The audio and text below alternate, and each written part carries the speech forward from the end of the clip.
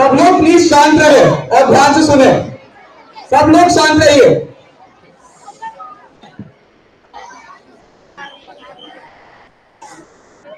सुप्रभात अध्यापकगण और मेरे प्रिय साथियों, मेरा नाम स्पृहा भारे है। मैं 3वीं कक्षा में पढ़ती हूँ। आज मैं आपके सामने आदरणीय सरोजिनी नायडू बन के आई हूँ।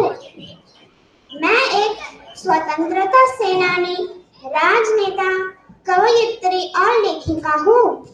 मेरा जन्म 13 फरवरी 1879 को हैदराबाद में हुआ था। मेरे जन्म दिवस 13 फरवरी को हर साल राष्ट्रीय महिला दिवस के रूप में मनाया जाता है। मैं भारत की कोकिला के नाम से जानी जाती हूँ। गांधी जी से मिलने के बाद मैंने अपना जीवन देश के प्रति समर्पित कर दिया। मैं देश की पहली महिला राज्यपाल बनी थी।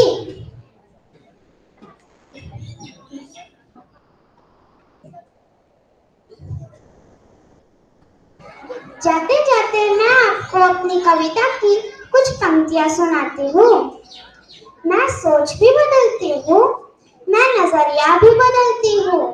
मिले ना मंजिल मुझे तो मैं उसे पाने का जरिया भी बदलती हूँ। बदलती नहीं अगर कुछ तो मैं लक्ष्य नहीं बदलती, उसे पाने का पक्ष नहीं बदलती हूँ। उसे पाने का पक्ष नहीं बदलती हूँ। जय Hind.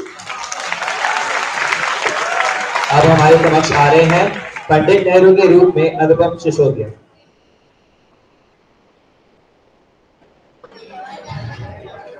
Good morning everyone, I am Anupam Sisodia. Today I am going to speak about our first Prime Minister, Pandit Jawaharlal Nehru. Pandit Jawaharlal Nehru, the architect of modern India, was a visionary leader who shaped the destiny for our nation. His unwavering commitment to democracy, secularism, and social justice laid the foundation for a prosperous and equitable India. Nehru's profound belief in education and scientific progress led to significant advancement in these fields. He also played a crucial role in establishing India's non-aligned foreign policy, advocating for peace and cooperation among nations. Nehru's legacy continues to inspire us to strive for a better future for all. Thank you. Jai Hind, Jai Bharat. इसके बाद आ रहे हैं चंद्रशेखर आजाद के रूप में शिवांश। मैं चंद्रशेखर आजाद हूँ। मेरे पिता का नाम स्वतंत्रता है और मेरा घर जेल खाना है। मैं ऐसे धर्म को मानता हूँ जो स्वतंत्रता, समानता और भाईचारा सिखाता है। चिंगारी आजादी की सुलगी मेरे जिस्म में है। इनकलाब की ज्वालाएं लिपटी मेरे बदन में है। मौत जहाँ जन्नत हो ये बात मेरे वतन में है। कुर्बानी का जज्बा जिंदा मेरे कफन में है। अब तक जिसका खून न खोला, खून नहीं वो पानी है। जो देश के कोई काम न आए बेकार जवानी है। दुश्मन की गोलियों का हम सामना करेंगे। आजाद ही रहे हैं और आजाद ही रहेंगे। अब हमारे समक्ष आ रहे हैं सुभाष चंद्र बोस के रूप में दिव्यांश पाठक। मैं सुभाष चंद्र बोस। मेरे लिए राष्ट्र सर्वोपरि था, इसीलिए मैंने माँ भारती के स्वतंत्रता हेतु आजाद हिंद फौज की स्थापना की और तुम मुझे खून दो मैं तुम्हें आजादी दूंगा के नारे से समस्त स्वतंत्रता सेनानियों को प्रेरित किया। आज आप सभी आजाद हैं, परंतु याद रखिएगा इस आजादी के लिए बड़ी कीमत चुकानी पड़ी है। अतः आप अपने अधिकारों एवं कर्तव्यों के प्रति सजग रहें और कोई भी ऐसा काम ना करे जिससे देश की एकता एवं अखंडता को खतरा हो, क्योंकि अपने हित से कहीं ज्यादा देश का हित सर्वोपरि होता है। जय हिंद, जय मां भारती। अब हमारे समक्ष आ रहे हैं इंदिरा गांधी के रूप में स्तुति दास। नमस्कार, मेरा नाम इंदिरा प्रियदर्शनी गांधी है। मेरे प्यारे देशवासियों, मेरा नारा यह है कि गरीबी हटाओ, देश को बचाओ। पर गरीबी कैसे हटेगी? इसके लिए यह जरूरी है कि हमारे देश के सारे महिलाओं को शिक्षित होना पड़ेगा। अगर एक भी महिला शिक्षित हो गई तो वो अपने पूरे परिवार को शिक्षित बना सकती है। जरा सोचिए, अगर ऐसे ही सारे परिवार शिक्षित होने लगे तो हमारा देश कहां से कहां पहुंच सकता है। मेरे प्यारे देशवासियों, हमारा भारत एक महान देश है। यह भारत गुरु नानक देव का है, बाबा फरीद का है और गांधी जी का है। अगर मेरे खून का एक एक कतरा भी मातृभूमि के काम आ सके तो मैं समझूंगी कि मेरा जीवन सफल हुआ। जय हिंद, जय भारत। अब हमारे समक्ष आ रहे हैं गांधी जी के रूप में अयाज राव।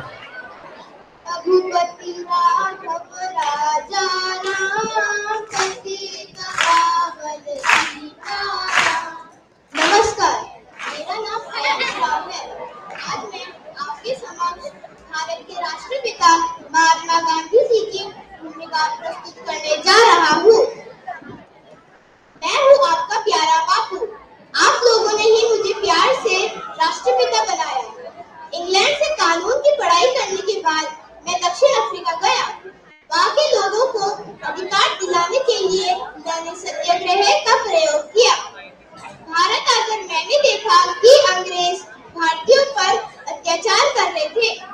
मैंने इसका सामना सत्य और अहिंसा से किया। मैंने असहयोग आंदोलन, भारत छोड़ो आंदोलन और दांडी मार्च शुरू किया। कई भारतवासियों के बलिदानों के फलस्वरूप 1947 में हमारा भारत आजाद हुआ। अब यह देश आपके हवाले है। इस देश को मेरे सपनों का भारत बना के रखना।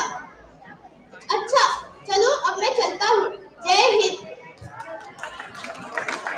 अब हमारे समक्ष आ रहे हैं रानी लक्ष्मीबाई के रूप में कुंदना थोटा। नमस्कार मेरे प्रिय भाइयों और बहनों, आज हमारा देश बहुत मुश्किल में है। अंग्रेज हमारे देश को, हमारी जमीन और हमारे आजाद को छीनना चाहते हैं, लेकिन क्या हम ऐसा होने देंगे? बिल्कुल नहीं। मैं झांसी की रानी लक्ष्मीबाई हूँ। धन्यवाद। अब मैं बुलाना चाहूंगा बाल गंगाधर तिलक के रूप में विजय चंद्र। स्वराज मेरा जन्म सिद्ध अधिकार है और मैं उसे लेके ही रहूंगा। श्री लोकमान्य तिलक स्वराज के सबसे पहले और मजबूत अधिवक्ताओं में से एक थे। उनका जन्म 23 जुलाई 1856 को रत्नागिरी जिले के चिखली गांव में हुआ था। वह एक वकील, शिक्षक और स्वतंत्रता सेनानी थे। कांग्रेस की गरम दल के मुख्य तिगड़ी लाल बाल पाल में वह एक थे। सन 1 अगस्त 1920 को उनकी मृत्यु हो गई, परंतु उन्होंने महाराष्ट्र के सबसे मुख्य त्योहार गणेश चतुर्थी की शुरुआत की, जिससे उन्होंने संपूर्ण भारतवर्ष में सदैव स्मरणीय रहेंगे। जय हिंद, जय भारत, जय महाराष्ट्र। धन्यवाद। अब मैं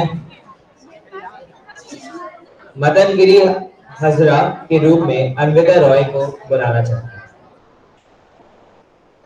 सुप्रभात आदरणीय शिक्षक और मेरे प्यारे मित्र, आज मैं आप लोगों के सामने अन्विता रॉय नहीं बल्कि मातंगिनी हाजरा बन के आई हूँ।